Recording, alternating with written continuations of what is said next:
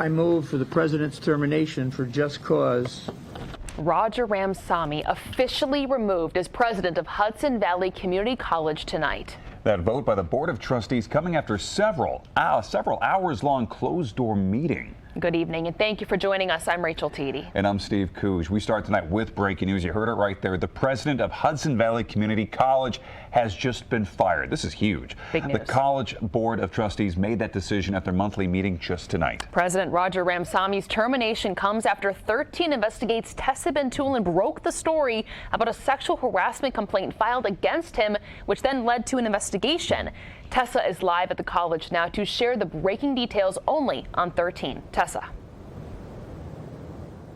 Hi, Rachel. Hi, Steve. Well, the College Board of Trustees voted just hours ago to fire President Roger Ramsammy after the completion of that investigation. That decision was made inside this building here around 7:30 this evening. The decision was made after roughly 2 hours of a closed-door meeting with just Board of Trustees members. And there was a lot of eyes on this story because of my initial report that in May that was a sexual harassment claim was made against President Roger Ramsammy. The investigation into the president lasted for weeks. The Board of Trustees chairman told me at the end of tonight's meeting, as sad and as troubling as this whole thing has been, I hope it sends the message that the college, the administration, the Board of Trustees will not tolerate any action that belittles fellow employees and doesn't properly respect the working environment. And so we also asked, why did this meeting last for so long? Why did it go into executive session, this private part of the meeting for 2 hours? And the board chairman told me, well, they went over the findings of this investigation with the investigators that they hired to look into this, to look at all of the findings here and kind of for the first time go over everything in a face-to-face meeting with the investigators through Zoom. And so we actually have some sound now from the board chairman, and this is more what he has to say about President Ramsammy's termination. This is awful sad and awful difficult steps we're taking here, but as far as we're concerned, they're extremely necessary. We need not only to make a change here, we need to send a very strong message. We paid for a thorough investigation by very experienced investigators and attorneys, and we certainly thought that it was in everybody's best interest on all sides of the issue that we let that process play out and get all the information in front of us before we made probably the biggest decision we're ever going to make here as a board. And those are some strong words from Board Chairman Kelleher there. The biggest decision they'll probably ever make as the board.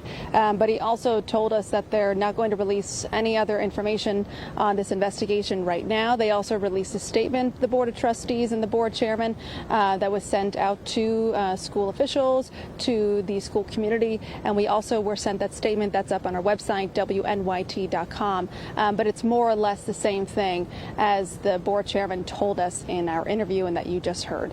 But Rachel and Steve. Tessa, you were the first to report on all of this. It's a story we're seeing only on 13. So, Tessa, talk about what it's been like covering this so closely. I mean, all of this started because of your reporting. Yeah, it did. And actually, Rachel and Steve, we were the only ones that were in the board meeting today, the only station there. Now, a lot of people are covering elections tonight, but it's been quite some time. We haven't really heard from HVCC while this investigation continues because they're just letting, there's a lot of bugs out here, but they're just letting the investigation kind of play itself out without kind of interfering at all with it. So I first got a couple of tips about this, and I looked into it for about 3 weeks, and then we made our first initial report, which since then has just kind of received so many messages from people telling me, wondering what else is going to happen, looking for updates, and we finally got that tonight. So, Tessa, this all came down because of a vote that happened just moments ago. I think we got to ask the question, does President Ramsammy even know that he's been fired yet? Hey, Stephen. Actually, that's a question I asked the board, and they said as of right now, they have not had any communication with President Ramsammy tonight or through this investigation. Board Chairman Neil Kelleher says that he is going to be sending a letter to President Ramsammy tomorrow. But I'm sure based on the push notification that we sent out, based on the articles that are going to come out about this, I'm sure that President Ramsammy might already know.